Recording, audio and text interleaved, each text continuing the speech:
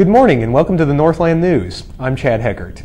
The Northland News is a bi-weekly news program produced and directed by the broadcasting students at Park University. Today on the Northland News, we take a look at men's soccer, convocation, and an interesting culture hour. But first, Jessica Peters uncovers what's new and improved around campus.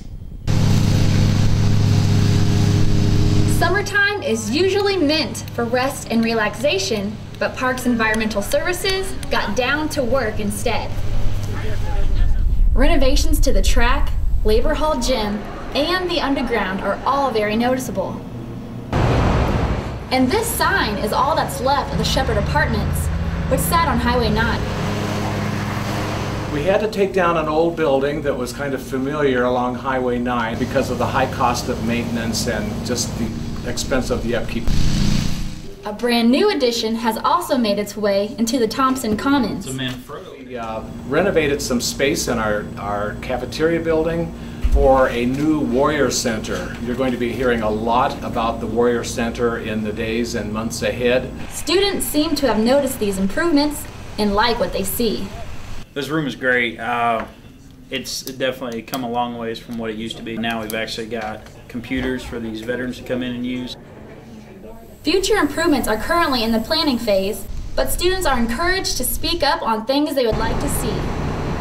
Reporting for the Northland News, I'm Jessica Peters. In news, next Friday, Park University will be holding a commemorative ceremony marking the 10-year anniversary of the 9/11 terrorist attacks.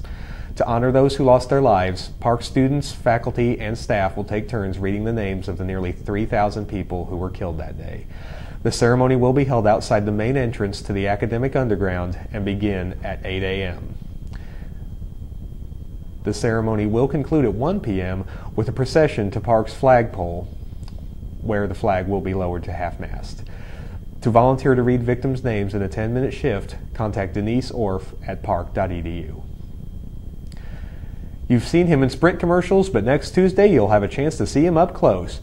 Dan Hesse, the CEO of Sprint Nextel, will be speaking in the Tyler Graham Memorial Chapel as part of the School of Business Distinguished Lecture Series. This lecture is free and will begin at 11 a.m.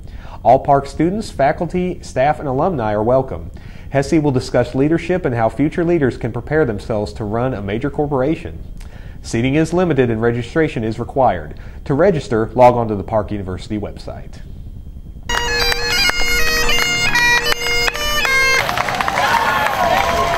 Park University rang in the new school year with fall convocation in a new place. This year the ceremony was held in the Tyler Graham Memorial Chapel. Students, faculty, and staff were encouraged to take place in this time-honored tradition as President Droege welcomed the campus community to a new school year. If you missed out on this year's convocation, you're in luck. The ceremony was recorded and you can find the webcast at park.edu/convocation. Tomorrow, generous sponsors will be teeing off in the name of Park University. Shoal Creek Golf Course in Kansas City will be hosting the Park University Golf Scramble. Each team is donating a significant amount of money to support Park University athletics and the School of Education. In return, they'll get a round of golf, lunch, and the chance to bid in the silent auction. For more information on this event, log on to the Park University website. Both international and American students meet once a week to celebrate culture. I was there and filed this report. Here in the Thompson Student Center, a unique group gathers every Tuesday afternoon to discuss both their similarities and their differences. Welcome to the Culture Hour, a weekly group meeting that is the brainchild of former instructor and current Assistant Director of International Students, Kimberly Connolly. Cross-cultural communication is just something I'm really interested in, and I did my master's in teaching at the School for International Training in Brattleboro, Vermont. And a lot of the classes I took dealt with culture and cultural differences, so I'm just fascinated by it myself. Although turnout looked meager at the beginning, to say the least, attendance soon filled out. Refreshments were served, and name tags were issued to assist in the communication. Ultimately, Ms. Connolly hopes that attendees to the Culture Hour can gain a new perspective on different cultures and gain new friends. And that they've shared something. And in sharing, you give and you receive. So I would just hope that it's a moment where everybody feels, everybody has something important to say, and so I would just hope that in this group, people feel that they've been, had an opportunity to speak and been heard, and that they, in the process, maybe forged a friendship. In sports, over the weekend, Park University's women's volleyball team battled against the University of Texas at Brownsville and Briarcliff University. The Pirates fell to UTB, but regained momentum and won against Briarcliff later in the day. Senior Vanessa Lawrence had 49 digs, breaking a school record, and was named the AMC Volleyball Player of the Week.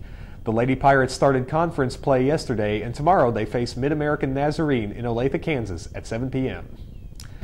The Parkville Pirates soccer team took on the Baker University Wildcats last Friday night. Pirates students and fans came out in full force for the game, complete with banging drums and inspired makeup. In the 15th minute, Baker's O'Dane Stinclair scored the evening's one and only goal. Tempers were heated on both sides, and although relief goalie Ryan Miller refused to allow Baker another goal, the final score was 1-0 Baker. You can catch the next game against Baker this Saturday at 2 p.m. on Julian Field. Thanks for watching this edition of Northland News. Be sure to tune in next time for an all-new edition. For Northland News, I'm Chad Heckert.